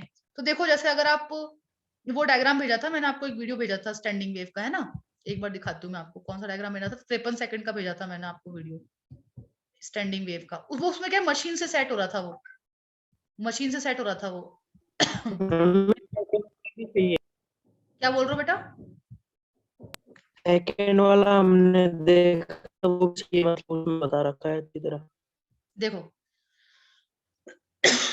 ये देखो ये मशीन से सेट कर रहे हैं अपन फ्रीक्वेंसी, तो ये कितने लूप में कितने लूप में कर रहा है बताओ? ये 1 2 3 4 5 6 लूप मान लें लगभग, 1 2 3 4 5 और 6, समझ रहे हो कितने लूप हो गए? 6 लूप हो गए, 6 लूप हो गए, ठीक है।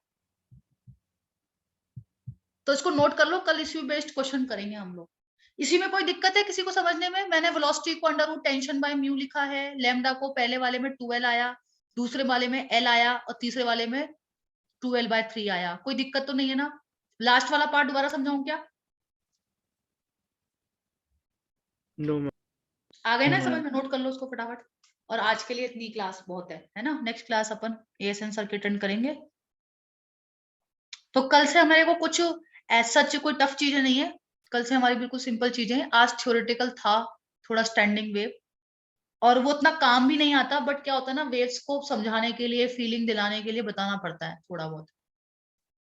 मैम एक वेबसाइट देखी थी मैंने नेट पे, PHED कोलोराडो करके, जिसमें हम वेव्स को ऐसे पूरा कर सकते हैं, ऑसिलेट या मैनुअल, दोनों एंड्स फिक्स, दोनों साइड से। PhD क्या बोल रहे हो? PhD खुद से एक्सपेरिमेंट कर PHED मैं वो सकते हैं लिंक आप। भेज दूंगा। बोलना PhD PHED.Colorado .Colorado वो मैं भेजता हूँ, थोड़ी कंफ्यूजिंग सी स्पेलिंग है उसकी। भेजना है ना। आप ऐसे लिख दीजिए मैम, फिजिक्स एक्सपेरिमेंट सिमुलेशन, तो वैसे आ जाएगा वो तो। थोड़ा नीचे आएगा उसमें। तो मतलब YouTube पे बात कर रहे हो आप? No ma'am, website. गूगल नहीं ये क्रोम पे जाके करिए। नहीं, तू सुमित, तू फिजिक्स एक्सपेरिमेंट ऑसिलेशन तू YouTube पे थोड़ा बता रहा होगा, वो तो हम करेंगे ना ऑसिलेशन। हाँ मैम, वो क्रोम पे आ जाएगा, मैं सिमुलेशन आप सर्च करिए। वो तो आ जाएगा, वो सॉफ्टवेयर होते हैं ना इस तरह के, फिजिक्स एक्सपेरिमेंट ऑसिलेशन।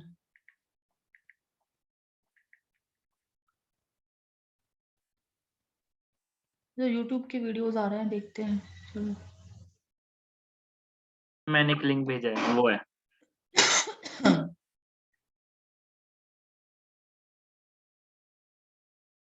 तो उसमें आप ये कहना चाह रहे हो कि अपन उसमें वैल्यूज पुट कर करके उसको बढ़ा सकते हैं, मतलब उसको कर सकते हैं ना। हाँ ये तो मेरा वीडियो भी है एक तरह से। Yes ma'am. बट इसमें वैल्यूज कहाँ पुट करेंगे अपन? उसमें नीचे है, वो लैपटॉप में थोड़ा बड़ा दिखता है, फोन में तो कंफ्यूजिंग सा लगेगा। चलो एक बार देख ही लेते हैं इसको, है ना? नोट कर लिया आप लोगों ने? Yes ma'am. 5 मिनट हो जाएगी। क्या बोल रहे हो? 5 से 8 मिनट हो गई, 2 मिनट बाद नहीं, कल क्लास है। हाँ चलो, तो आज नहीं, कल देखते हैं फिर अपन इस वेबसाइट को। आप लोग भी देखना इसको, है ना? इसमें वैल्यूज पुट करना है। जैसे मान लो इसमें अपन ने फ्रीक्वेंसी कुछ 10 हर्ट्ज दी है, तो 2 लूप में कितनी देनी पड़ेगी? 20, और 3 लूप के लिए 30, 4 लूप के लिए 40। ये बात समझ में आ रही है आप लोगों को? यस ठीक है ना? और ये जो वेबसाइट भेजी है इस बच्चे ने, अच्छी चीज है। तुम कोई भी चीज ऐसी सर्च करो, हमें पता नहीं होती, तुम्हें पता है तो जरूर शेयर करनी चाहिए, ताकि मैं अगले साल और अच्छे से पढ़ा पाऊँ। देखो ये साइट है, इसको मैं भेज देती हूँ। इसमें जैसे शायद मैनुअल करना है अपन को, है ना? तो इसमें वैल्यूज पुट करनी पड़ेगी, लेकिन वैल्यूज के लिए कहाँ से पुट करनी पड़ेगी? वैल्यू के लिए ऑप्शन नहीं दे रखा। कहाँ से रखा बेटा इसमें ऑप्शन? अच्छा, अब यहाँ पर करनी है ये। तो ये वैल्यू तुम सेट करो बेटा, ये वैल्यू तुम सेट करो। जैसे फ्रीक्वेंसी तुम ये कर लो, 3 हर्ट्ज कर लो इसकी। तो ये फ्रीक्वेंसी 3 हर्ट्ज में ना जस्ट लूप डबल हो जाएंगे। देखो लूप डबल हो जाएंगे इसके 3 हर्ट्ज में।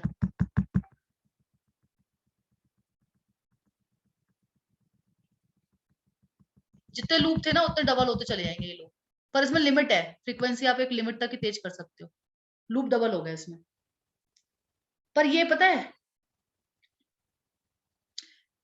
ठीक है तो कल देखते हैं इसको, है ना? इसको मैं शेयर कर देती हूँ। थोड़ा बहुत दिया है, और मैंने स्कूल के लैब में भी किए थे ऐसे। इसको मैं शेयर कर देती हूँ। इसका एंटी नोड आ ही नहीं रहा, मतलब एंटी नोड का सेम एम्पलीट्यूड ही नहीं है इस वाले में। तो एक्चुअली क्या है ना, वो वैल्यू भी देखनी पड़ेगी ना बेटा। ये तो मैं समझ रहा हूँ, ये आसपास चीजें समझा सकता है, एग्जैक्ट तो इनसे भी सिमुलेट नहीं हुआ ना वो चीज। वो बहुत चीजों पर डिपेंड कर रहा है, ठीक है? लेकिन थोड़ा हम फील ले सकते हैं कि हाँ फ्रीक्वेंसी बढ़ रही है तो लूप लगभग डबल हो रहे हैं। वैसे लूप फ्रीक्वेंसी दुगनी कर रहे हैं तो लूप भी दुगनी हो रहे हैं, मतलब उस तरह से समझ सकते हैं अपन। एक बच्चे ने और मेरे को मैसेज किया है, ये है, ये फिजिक्स क्लासरूम देखना बेटा फिर, है ना? अपन देखेंगे, ठीक है? कल देखेंगे इसको। मैं देखती हूँ इसको ट्राई करके क्या है इसके अंदर, ठीक है? चलो बाय बाय।